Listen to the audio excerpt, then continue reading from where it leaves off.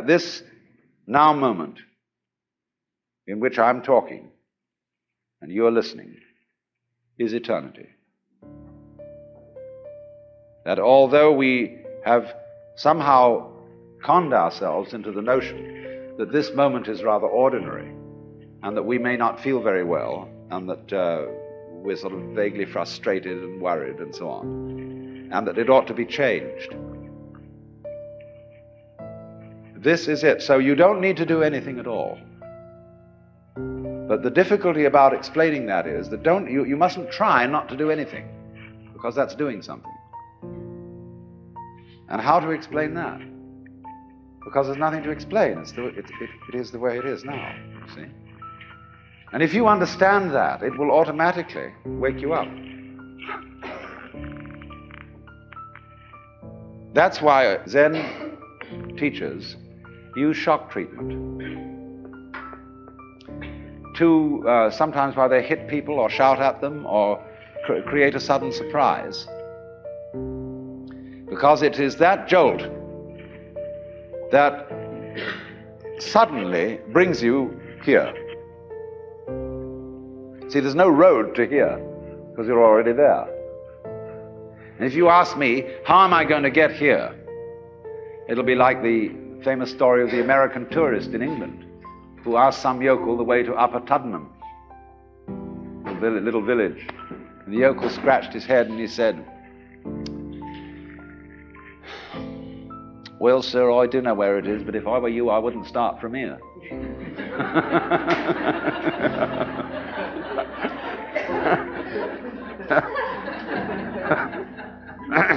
So you see, when you ask, how do I attain the knowledge of God? How do I attain nirvana, liberation? All I can say is it's the wrong question. Why do you want to attain it? Because the very fact that you're wanting to attain it is the only thing that prevents you from getting there. You already have it. But of course, it's up to you. It's your privilege to pretend that you don't. That's your game. That's your life game. That's what makes you think you're an ego. And when you want to wake up, you will. Just like that. If you're not awake, it shows you don't want to. You're still playing the hide part of the game. You're still, as it were, the self, pretending it's not the self. And that's what you want to do. So you see, in that way too, you're already there. When you understand this, a funny thing happens. And some people misinterpret it. You will discover, as this happens, that the distinction between voluntary and involuntary behavior disappears. You will realize that what you describe as things under your own will feel exactly the same as things going on outside you. You watch other people moving and you know you're doing that. Just like you're breathing or circulating your blood.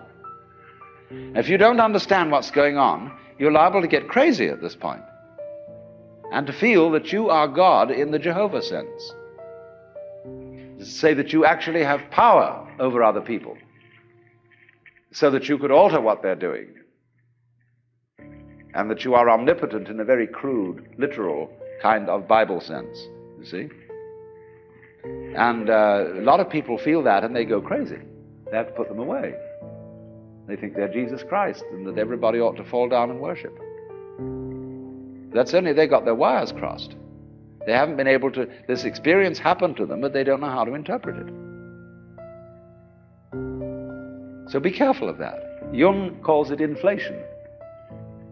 People who get the holy man syndrome, that I've suddenly discovered that I'm the Lord and that I'm above good and evil and so on, and that therefore I start giving myself airs and graces. But the point is, everybody else is too. If you discover that you're that, then you ought to know that everybody else is. Well, for example, let's see how in other ways you might realize this. Most people think when they open their eyes and look around that what they are seeing is outside. It seems, doesn't it, that you are behind your eyes, and that behind the eyes there is a blank. You can't see at all. Turn around and you see something else in front of you. But behind the eyes there seems to be something that has no color. It isn't dark, it isn't light, it's just, it's there from a tactile standpoint. You can feel it with your fingers, although you don't get inside it. But what is that behind your eyes, you see?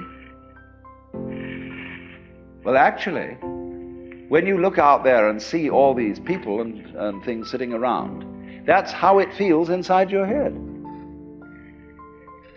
The color of this room is back here in the nervous system, where the optical nerves are at the back of the head.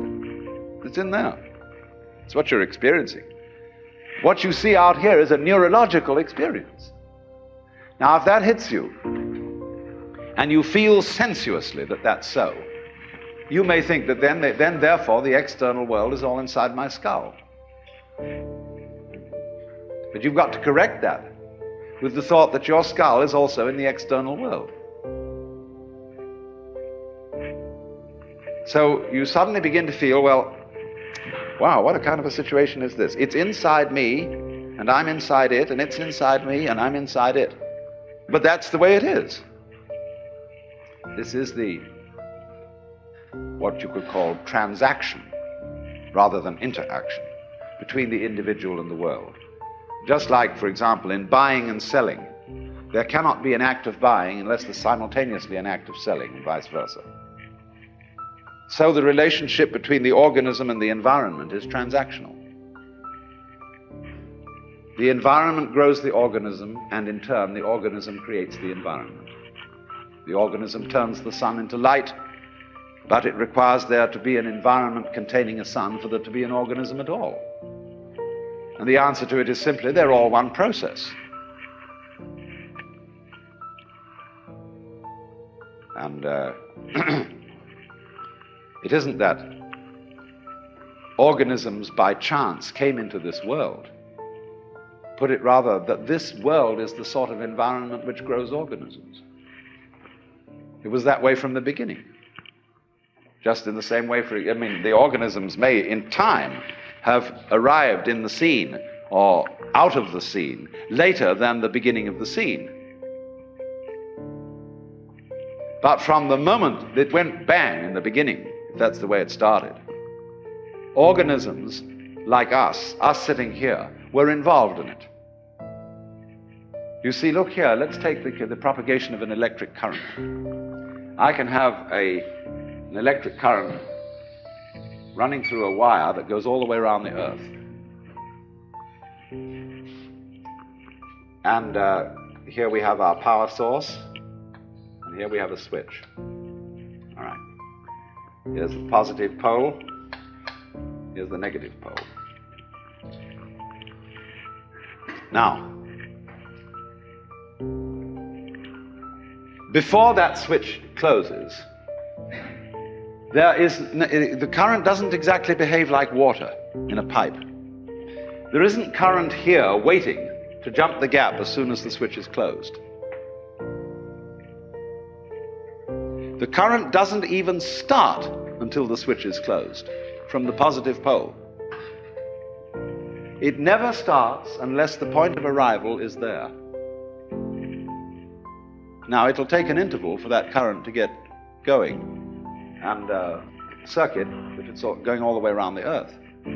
It's a long run.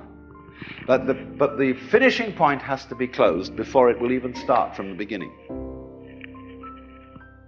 In a similar way, although in the development of any physical system, there may be billions of years between the creation of the most primitive form of energy and then the arrival of intelligent life.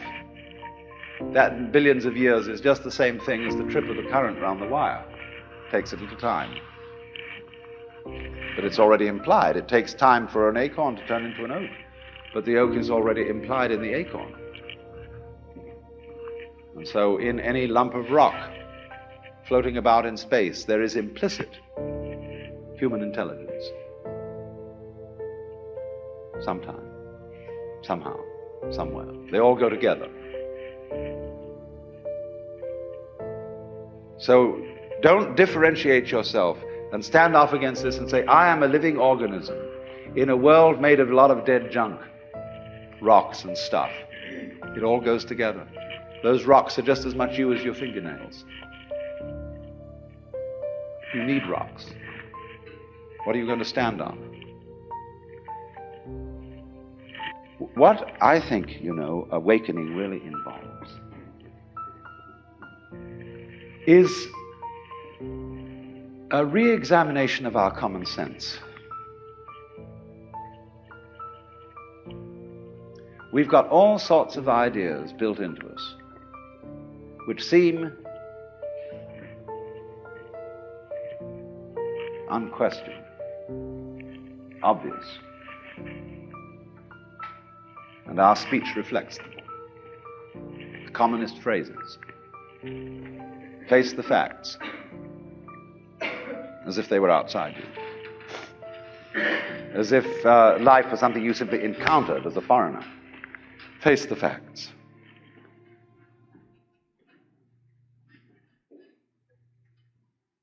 Our common sense has been rigged, you see, so that we feel strangers and aliens in this world, and this is terribly plausible, simply because it's what we're used to. That's the only reason. But when you really start questioning this, say, is that the way I have to assume life is? I know everybody does, but does that make it true? It doesn't necessarily. It ain't necessarily so. And so then as you question this basic assumption that underlies our culture, you find you get a new kind of common sense. It becomes absolutely obvious to you that you are continuous with the universe. For example, people used to believe that the people who lived in the Antipodes would fall off. And that was scary. But then when somebody sailed around the world, and we all got used to it, and now we travel around in jet planes and everything, we have no problem about feeling that the earth is globular. None whatever. We got used to it. So in the same way, Einstein's relativity theories, the curvature of the propagation of light, that began to bother people when Einstein started talking like that. But now we're all used to it. Well, in a few years, it will be a matter of common sense to very many people that they're one with the universe. It'll be so simple. And then maybe, if that happens, we shall be in a position to handle our technology with more sense.